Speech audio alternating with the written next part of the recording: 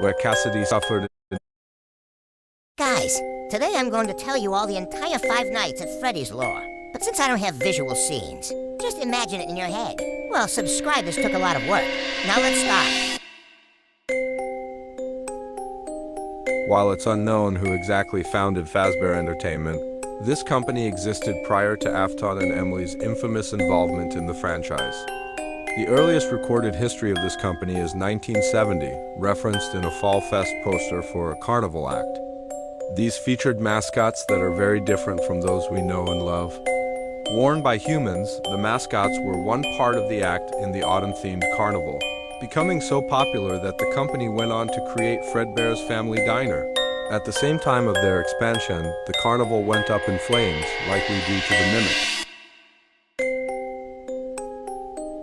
Business partners William Afton and Henry Emily launched Fredbear's Family Diner. Henry was the brains, bringing his spring-lock tech to the animatronics, where William naturally focused on the business side and customer service. The diner centered around Fredbear and Bonnie, performing musical numbers for the children. These suits were unique because of their spring-lock design that allowed these animatronics to be opened, up for people to jump into musical numbers for the children. Edwin Murray created Mimic 1 to look after his son David. He coded it to first copy Edwin's toy. When David suddenly dies as he's hit by a van, Edwin takes his wrath and devastation out on Mimic 1, teaching it violence and fury. Mimic 1 was left inside an abandoned factory where a team would be murdered by this endoskeleton after attaching legs to its body. The Mimic would deactivate and disappear for several decades afterwards.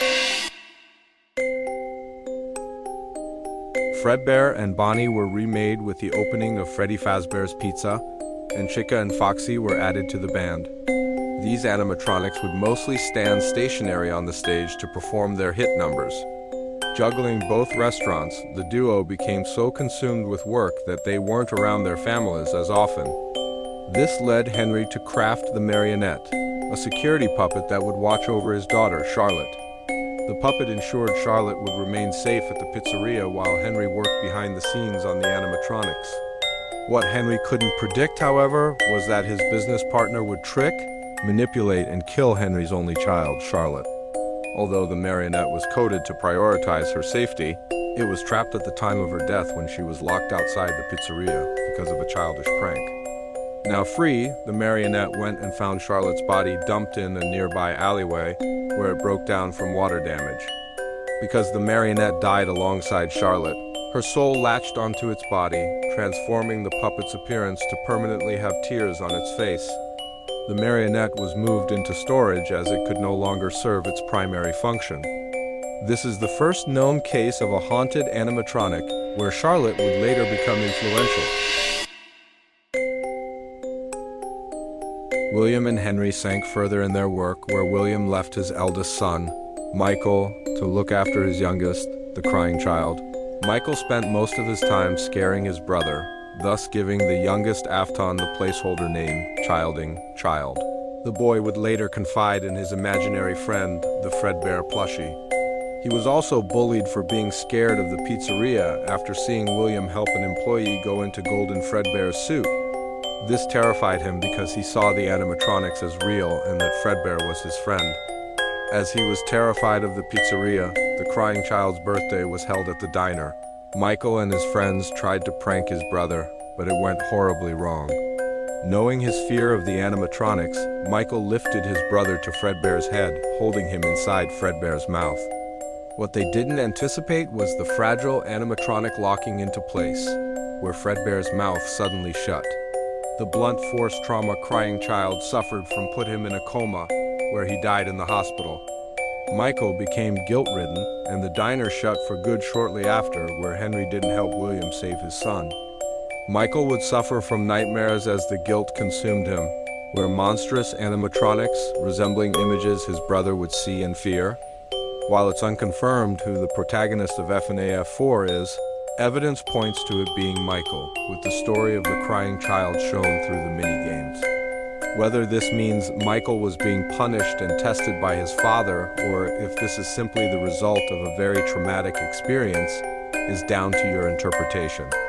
fnaf 4 features nightmarish animatronics that don't make another appearance in the timeline.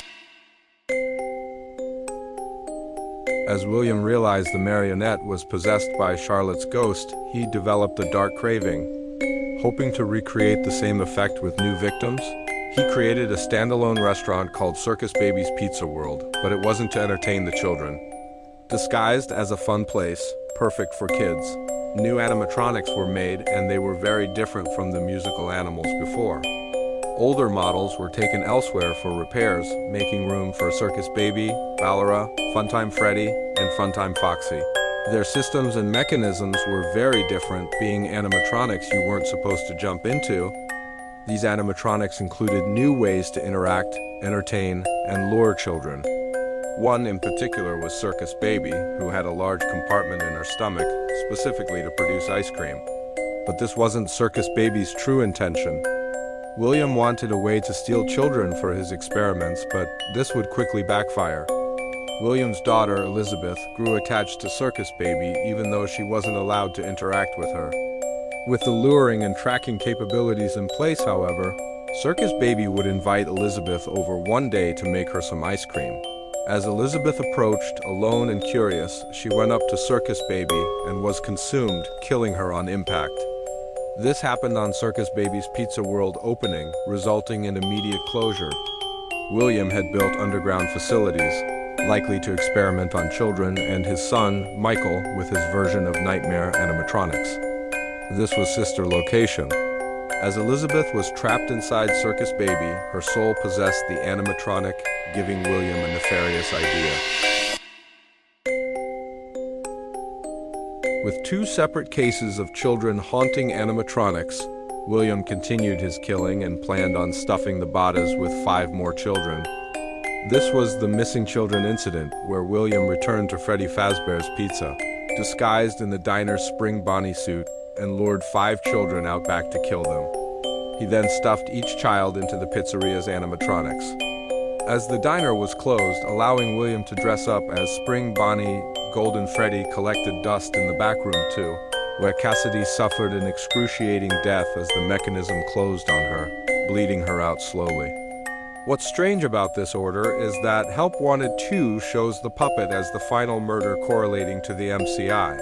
All of these children went on to possess the animatronics with the guidance and help of Charlotte. Now they could live on forever, their souls trapped inside the suits. Due to the smell coming from the suits and the growing concerns and fears from parents, the pizzeria was forced to close down. The pizzeria reopened 2 years later, which housed new toy and withered animatronics.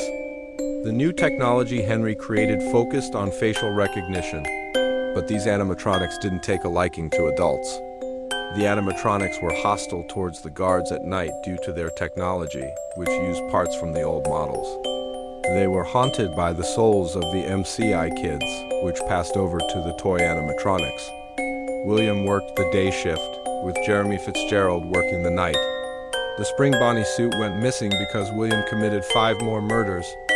The pizzeria is immediately closed down, but Jeremy shows up to work, not realizing what has happened.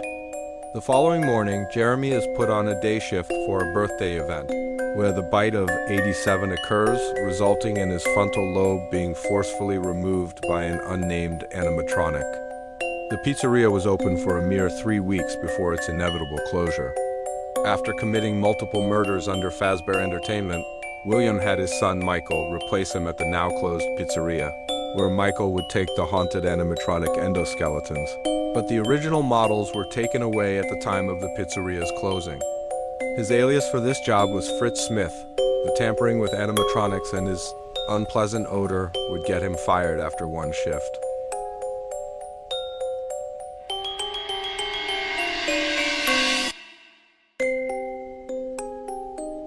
Fazbear Entertainment tried to reopen Freddy Fazbear's Pizza one last time, but no one could trust it anymore.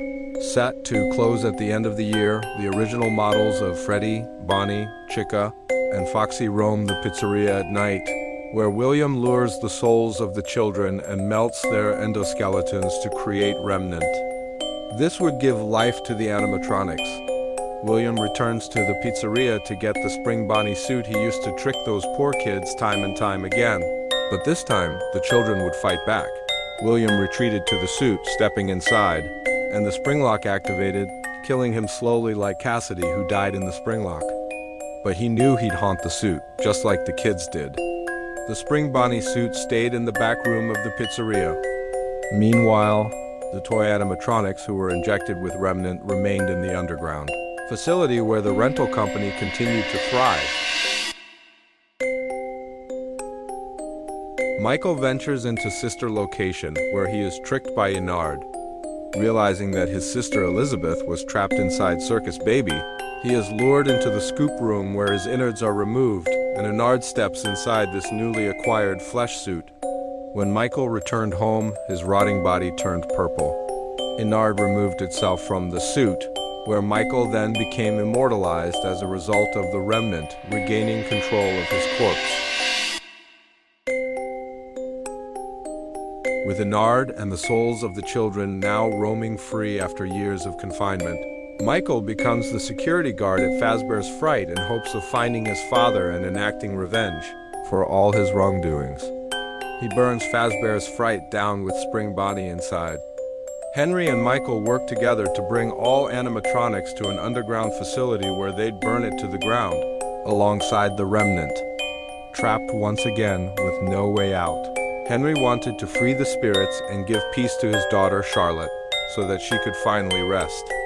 The missing kids were finally able to move on with the help of Charlotte, who gave them eternal life in the first place. The Mimic returns, this time in a virus form called Glitchtrap, possessing the circuitry of the Mimic, which is currently copying William Afton. A brand new Freddy Fazbear's Mega Pizzaplex opens, where Glitchtrap attaches himself to Vanessa's mind, creating Vanny, who is forced to help Mimic One. New animatronics are made with Glamrock Freddy, Bonnie, Chica, Roxanne Balf, and Montgomery Gator. Gregory is trapped inside the Pizzaplex and works with Glamrock Freddy to escape. They use the parts of fellow Glamrock members to upgrade Freddy. They work together to free Vanny from the mask that has her under Glitchtrap's spell. The Pizzaplex is destroyed by an earthquake, but the truth is that most of Pizzaplex's power was being used to keep Burntrap alive, where Gregory and Freddy set the Pizzaplex alight to stop Burntrap from escaping. The animatronics inside survive, where Cassie is tricked by Mimic, who uses Gregory's voice to lure her back into the now abandoned Pizzaplex. Burntrap uses old mascot costumes resembling characters from Fall Fest. The Pizzaplex security program freed Mimic One when it was shut down, giving the antagonist another chance to escape. The story concludes with Cassie's only road of escape being cut off by Gregory, to limit the risk of the Mimic escaping along with Cassie. The elevator falls with Cassie inside, and the screen fades to black as Roxanne tentatively says, "Cassie?"